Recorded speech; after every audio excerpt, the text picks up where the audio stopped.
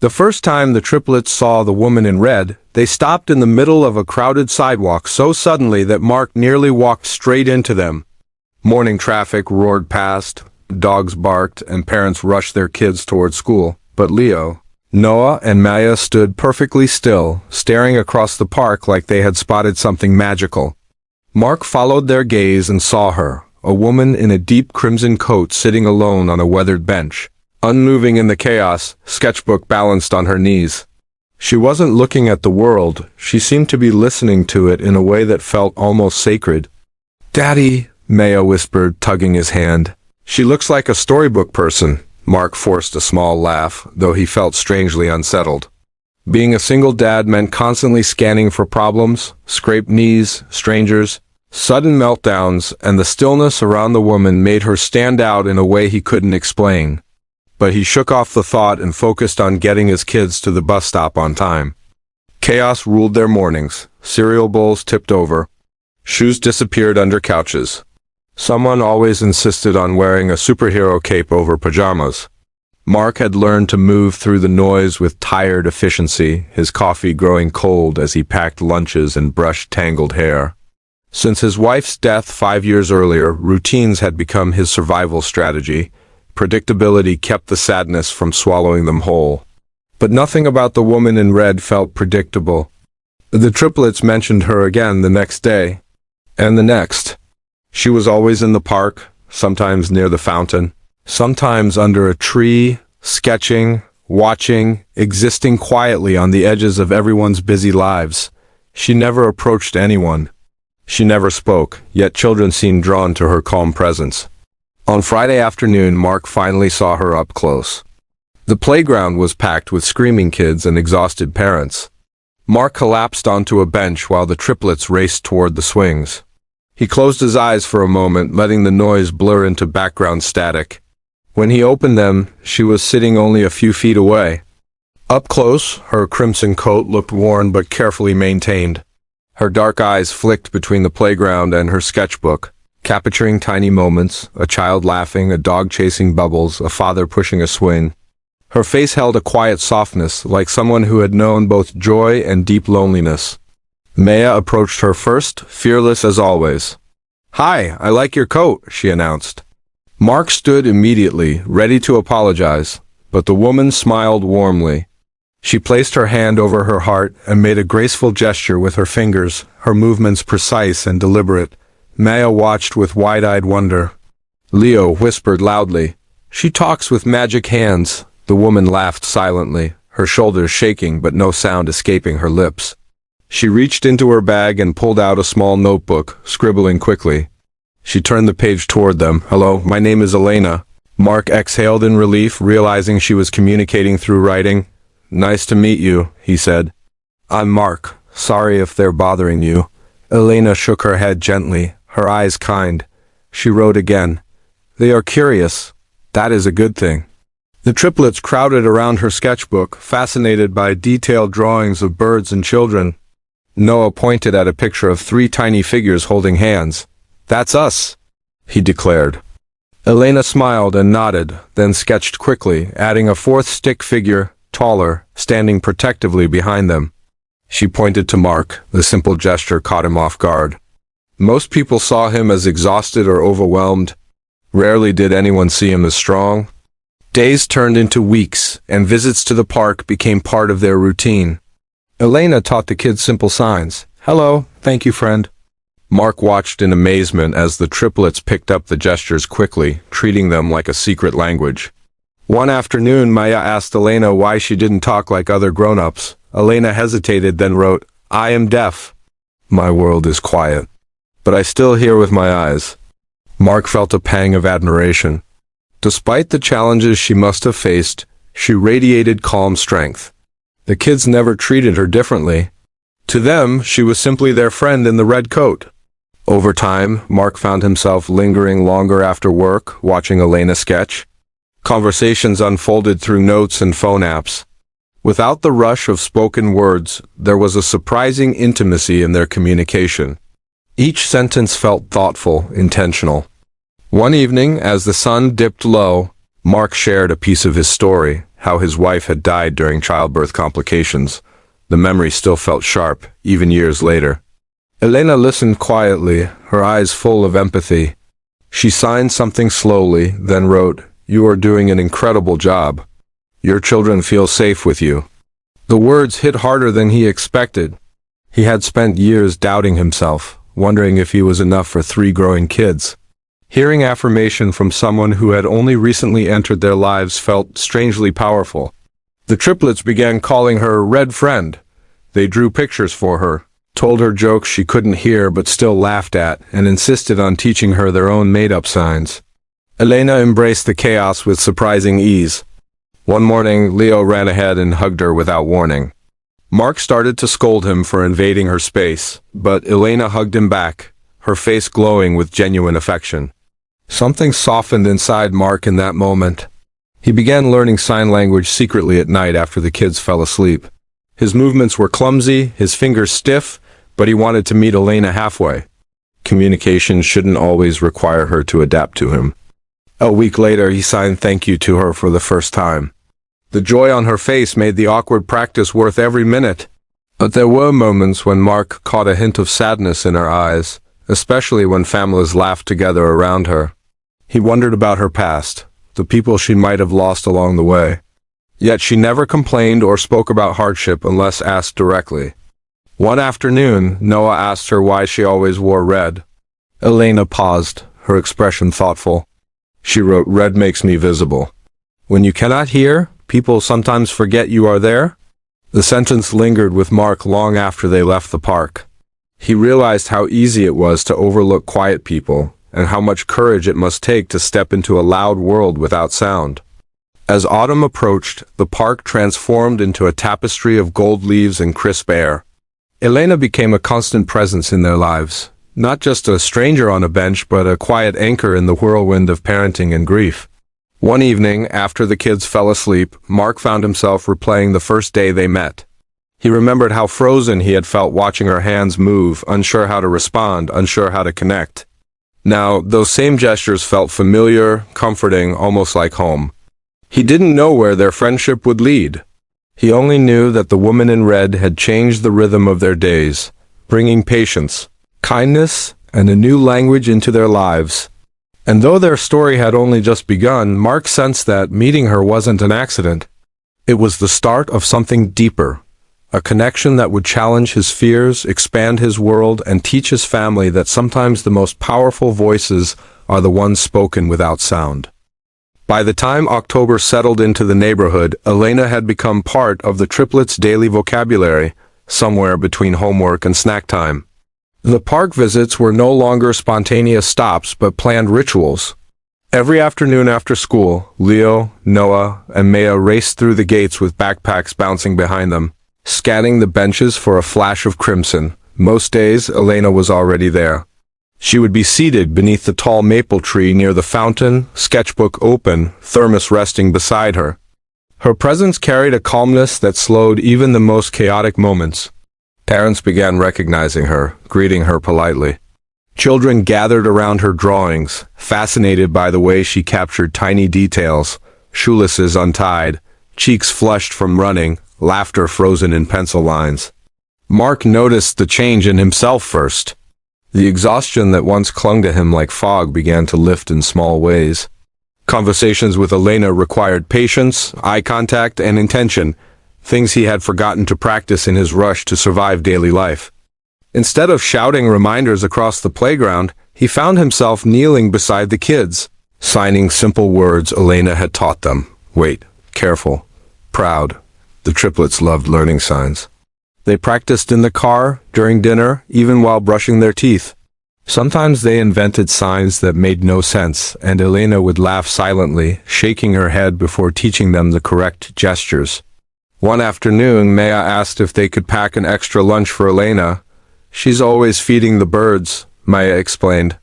"Maybe she forgets to eat." So Mark began bringing sandwiches or fruit to share.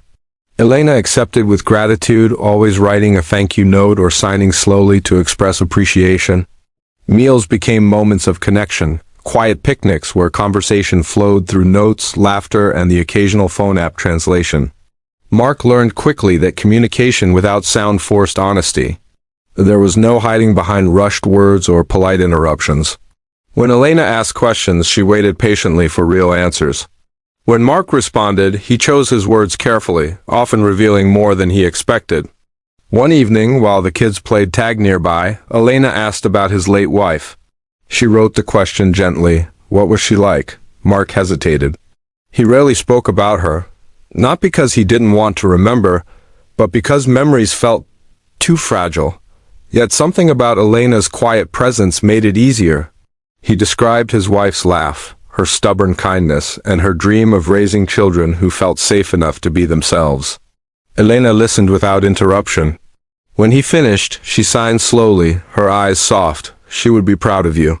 The words lingered long after the sun set. As weeks passed, Elena began sharing more of her own story. Through written notes and gestures, Mark learned that she had lost her hearing in a car accident nearly 8 years earlier. She had been a primary school teacher before the accident, lively, outspoken, passionate about helping children find their voices. The sudden silence had shattered her confidence. Friends drifted away, unsure how to communicate. Conversations became exhausting battles with misunderstandings. Eventually, she left teaching and retreated into art, finding comfort in the quiet world of drawing. I used to talk all the time, she wrote one afternoon, her handwriting slightly uneven. After the accident, I felt like I disappeared. Mark watched her carefully. Despite the sadness in her words, there was resilience in the way she told her story, not as a victim, but as someone rebuilding her identity piece by piece. The triplets, of course, never saw her as fragile. To them, Elena was adventurous and fun. She showed them how to draw animals using simple shapes. She taught them to watch people's faces instead of listening for tone. She invented silent games where laughter came from exaggerated expressions rather than sound. Leo became especially attached to her. He had always been the most sensitive of the three, quick to cry, quick to feel overwhelmed. Elena's calm presence soothed him in ways Mark struggled to replicate. She would kneel at his level, signing slowly while maintaining steady eye contact until his breathing slowed. Mark noticed how Elena communicated emotions without speaking. Her gestures were precise yet gentle, her expressions honest. It made him more aware of his own body language, how often he crossed his arms when tired or avoided eye contact when stressed. Determined to connect more deeply, Mark began attending an evening sign language class at the community center. He practiced tirelessly, fumbling through alphabet signs while the triplets giggled at his mistakes. They turned practice sessions into games, quizzing him at dinner. How do you sign ice cream? What's love you forever? The first time he held a full conversation with Elena using mostly sign language, she looked genuinely astonished. Her eyes lit up and she clapped her hands in silent applause. Learning your language feels like discovering a secret world, he signed awkwardly. She responded, it is not just my language anymore. It is ours. Their friendship deepened beyond casual park visits. Elena attended one of the triplets' school events, sitting proudly in the front row while a teacher interpreted announcements. The children beamed when they spotted her. Other parents approached her afterward, curious about sign language, and she answered patiently through gestures and writing. Mark began inviting her to small family gatherings, movie nights with subtitles, baking afternoons where flour covered every surface, quiet dinners filled with laughter and clumsy signing. For the first time since his wife's death, the house felt fuller. Yet beneath the growing closeness, Mark sensed an undercurrent of sadness in Elena. She sometimes watched families with a distant look, her fingers tracing absent patterns in the air. When he asked gently about it, she wrote, I never expected my life to change so completely. Some days I still mourn the person I used to be. Mark understood grief intimately. He shared his own struggles, how guilt crept in whenever he felt happy again, as if moving forward meant forgetting the past. Their conversations became safe spaces for vulnerability. One chilly afternoon, rain forced everyone under the park pavilion. The triplets sat cross-legged while Elena told them a story through expressive signing. She acted out characters with exaggerated gestures, a brave knight, a mischievous dragon, a clever princess who solved problems without violence. Even without understanding every sign, the children followed the story through her expressions and movements. Mark watched in awe. She still had the soul of a teacher. Afterward, he wrote, "You never stopped being one." Elena stared at the words for a long time before signing quietly. "I miss it more than anything." The comment lingered in his mind. Over the next few weeks, he encouraged her to consider teaching again, perhaps in a specialized school for deaf students or through community workshops. She hesitated, afraid of rejection, but the idea planted a seed. The triplets' bond with Elena continued to grow. They surprised her one day by greeting her entirely in sign language, a chorus of tiny hands moving excitedly. Tears filled her eyes as she hugged them tightly. "Why are you crying?" Noah asked. She wrote, "Because you make me feel understood." Winter approached, bringing colder days and shorter afternoons. The park visits continued, though now they often ended with hot chocolate shared on a nearby cafe patio. Mark and Elena discussed everything from childhood memories to fears about the future. One evening, after the kids fell asleep in the back seat, Mark admitted something he had been avoiding. "I didn't realize how lonely I was," he signed slowly. "Until you came into our lives." Elena looked out the window for a moment before responding. "Loneliness is quieter than silence," she signed. "But it hurts more." The honesty between them deepened the connection. They weren't just friends anymore, they were companions navigating similar emotional landscapes. One weekend, Elena organized a small art session in the park for neighborhood kids. She brought extra sketchbooks and taught simple drawing techniques using gestures and demonstrations. Parents watched with admiration as she effortlessly engaged children of all personalities. Mark noticed how alive she seemed while teaching, confident, expressive, radiant. It was the first time he saw her completely free from the weight of self-doubt. Afterward, he wrote, "You belong in front of a classroom again." She smiled but didn't respond immediately. As the holidays approached, the triplets insisted Elena join them for a small celebration at home. They decorated cookies together, covering everything in colorful icing. Elena laughed silently as Leo accidentally glued 2 cookies together with frosting. During the evening, Maya asked Elena to teach them a new sign, something special for family. Elena thought for a moment, then showed them the sign for together. The children practiced until their hands moved in unison. Mark felt a warmth spread through his chest. For the first time in years, his home felt alive with connection that went beyond survival. But beneath the joy, change was quietly approaching, though none of them fully realized it yet. Elena began receiving emails on her phone more frequently, her expression thoughtful after reading them. Sometimes she seemed distracted, lost in decisions she hadn't yet shared. Mark sensed the shift but chose not to push. Instead, he focused on the present, on evenings filled with laughter, on silent conversations that felt deeper than spoken ones, on the unexpected comfort of having someone who understood both his chaos and his grief. By the end of the season, the triplets no longer referred to her as the Red Lady. She was simply Elena, their friend, their teacher, their safe place in the park. And for Mark, she had become something more profound. Proof that connection could grow even in silence, that healing could come from unexpected places, and that sometimes the most meaningful conversations happened without a single spoken word. The quiet language they built together, through gestures, notes, and shared moments, had transformed their lives in ways none of them could have predicted. And though they believed this new rhythm would last forever, the next chapter of their story was already waiting, just beyond the horizon, ready to challenge everything they had come to depend on. Rain fell in slow, steady sheets the afternoon everything changed. The kind of rain that blurred the edges of the world and made ordinary moments feel heavy with meaning. The park, usually bursting with children's laughter, stood nearly empty. Swings creaked in the wind, puddles shimmered on the pavement, and gray clouds pressed low against the sky. Mark hesitated before stepping out of the car. The triplets had insisted on visiting Elena despite the weather. They loved rainy days with her. She always turned gloomy afternoons into adventures, teaching them silent games or sketching the shapes of raindrops against glass. "Do you think she's here?" Maya asked, peering through the foggy window. Mark scanned the park. And there she was, sitting beneath the pavilion near the fountain, wrapped in her familiar crimson coat. Her sketchbook rested on her lap, and her face held an expression Mark couldn't quite read, thoughtful, distant, almost fragile. The kids rushed toward her, splashing through puddles. Elena's face lit up when she saw them, and she opened her arms wide. Leo hugged her tightly. Noah showed off a paper boat he'd made for the rain, and Maya signed "Missed You" with proud concentration. Mark watched from a distance, shaking raindrops from his jacket. Something felt different. Elena's movements were slower, more deliberate, as if she carried a quiet weight. They settled under the pavilion, the rain drumming softly on the roof above them. Elena signed a story about a brave fox exploring a stormy forest, her hands moving with expressive grace. The triplets followed every gesture, their laughter echoing through the empty park. Then Leo slipped on a wet step, his foot sliding sideways. He fell hard, and his cry cut through the rain.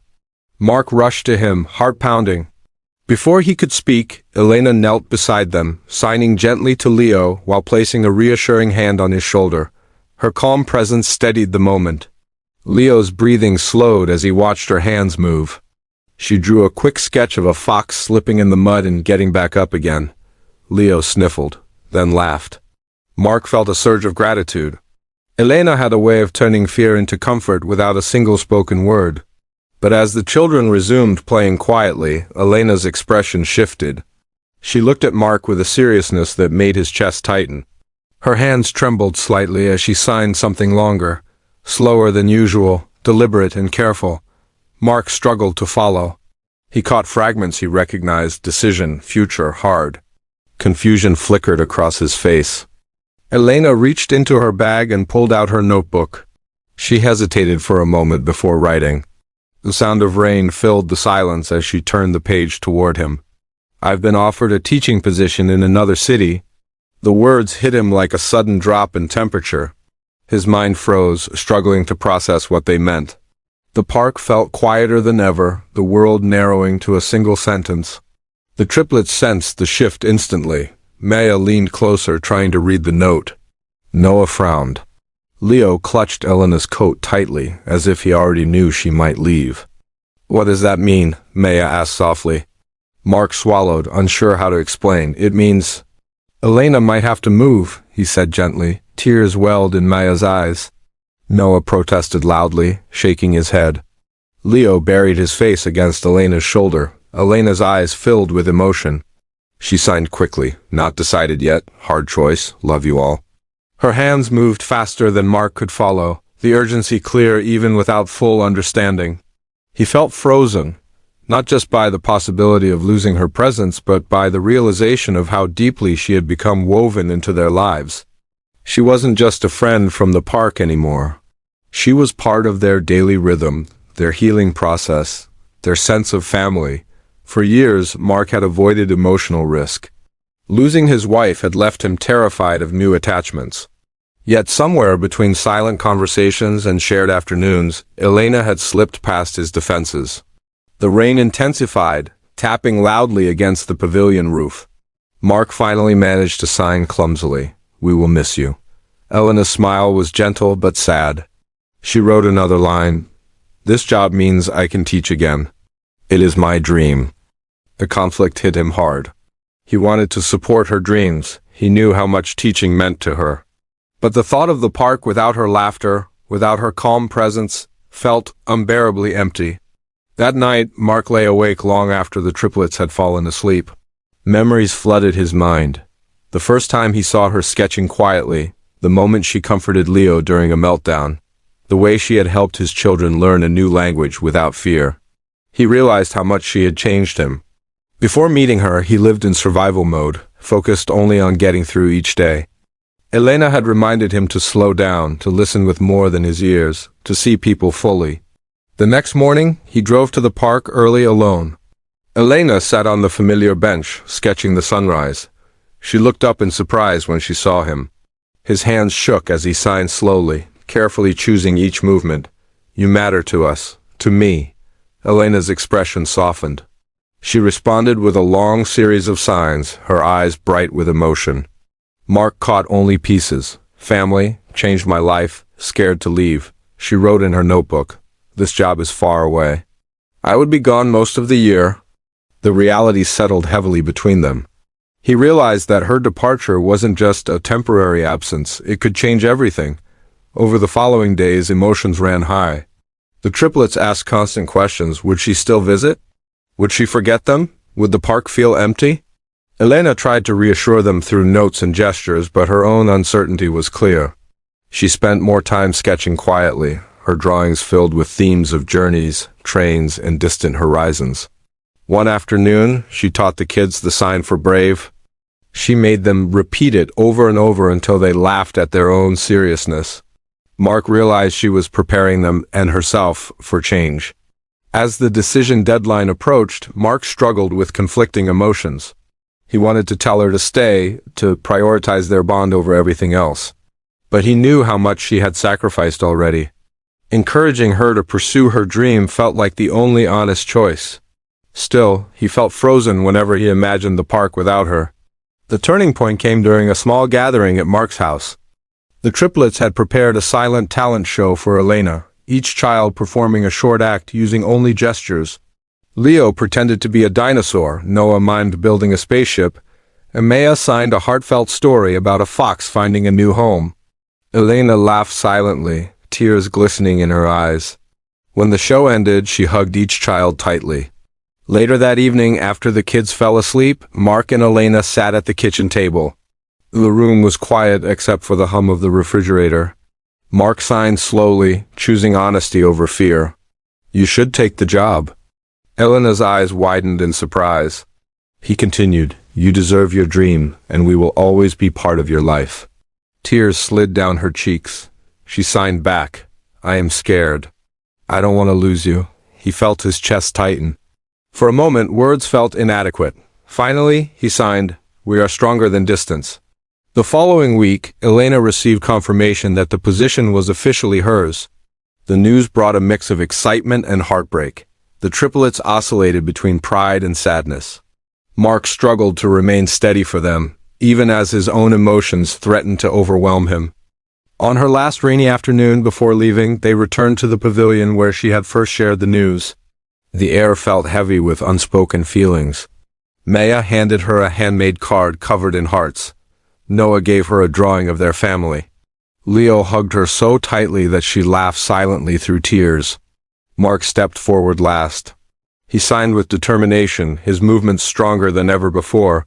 You helped us heal. You taught us to listen differently. Elena responded with trembling hands. You gave me courage to teach again.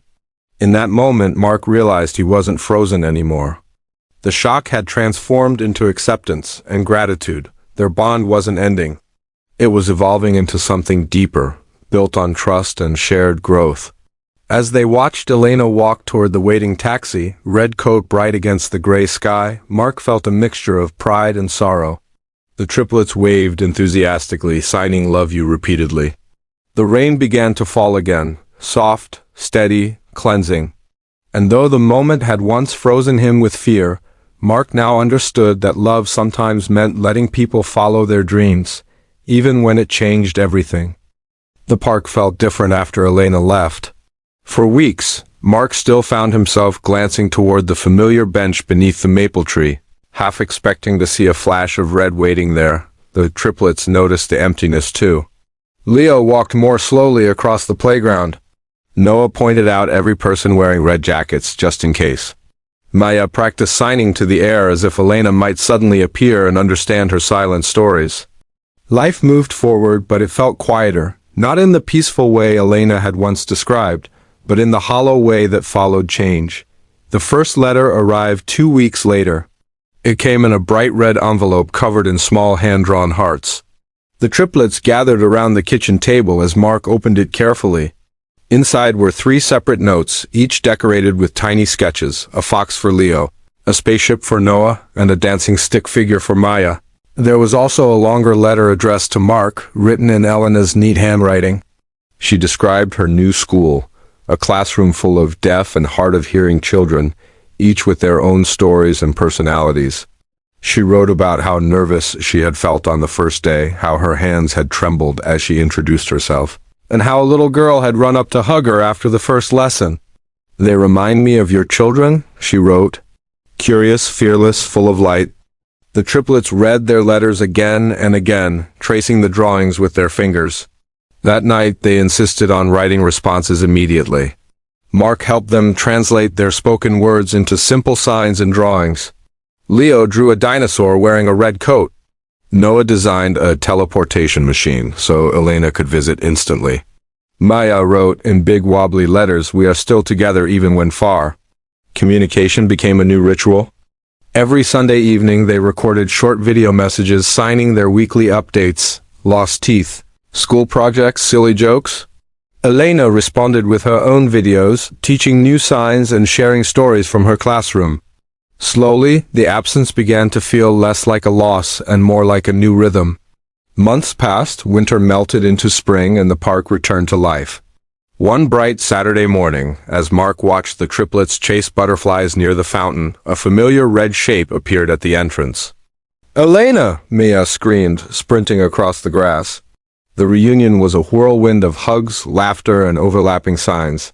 Leo clung to her arm. Noah showed off how much his signing had improved. Maya demonstrated an entire story she had memorized. Elena looked different, more confident, her posture straighter, her eyes shining with purpose. Teaching had brought a new energy into her life. She began visiting regularly on weekends. Each visit felt like a celebration. They explored new activities together, art workshops in the park, silent storytelling games, cooking experiments that often ended in flower-covered chaos. One afternoon, Elena announced she wanted to start a free sign language club for neighborhood families. Mark offered to help organize it. The first session took place under the same pavilion where she had once shared her difficult news. Families gathered, curious and eager. Elena stood at the front, hands moving confidently as she introduced basic signs. Mark assisted, translating and demonstrating alongside her. The triplets helped younger kids practice, beaming with pride. The club quickly became a community staple. Parents began learning sign language to communicate more thoughtfully with one another. Children discovered new ways to express emotions without shouting. The park transformed into a place where silence felt powerful rather than isolating. As months passed, Mark and Elena's connection deepened. Their conversations flowed effortlessly now, a mix of fluent signing and shared understanding. They discussed dreams, fears, and memories late into the evening after the kids fell asleep. One evening, as they watched the sunset paint the sky orange, Maya asked a question that caught Mark off guard.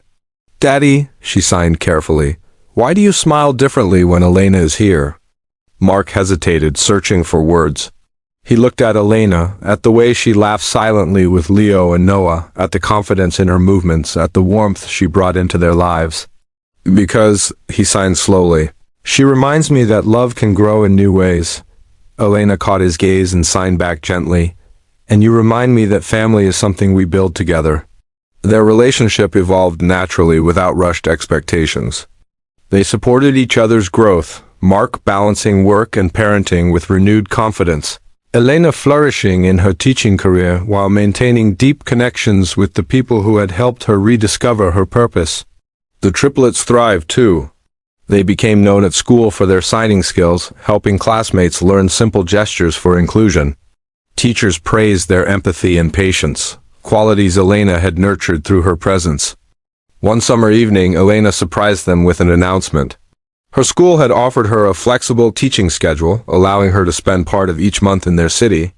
"It means I can be here more often," she signed, her eyes shining.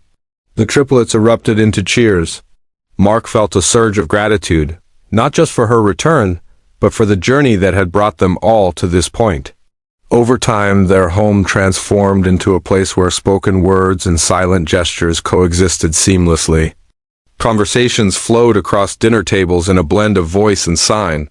Family movie nights included subtitles and lively discussions afterward. Birthdays were celebrated with both loud laughter and quiet storytelling. One particularly meaningful moment came during Maya's school presentation about communication. She stood in front of her classmates and demonstrated how people could share stories without sound. Elena watched from the back row, tears in her eyes. Mark realized that the lessons Elena had brought into their lives extended far beyond the park. As years passed, their bond continued to grow.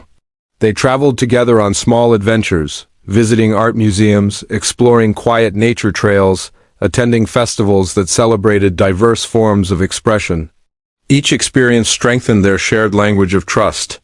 One evening, after a long day at the park, Mark and Elena sat on the familiar bench beneath the maple tree. The triplets played nearby, their laughter echoing through the air. Mark signed slowly, thoughtfully. "Do you remember the first day we met?" "I felt frozen because I didn't know how to connect." Elena smiled softly. "And now?" "Now I know that connection is more than words," he signed.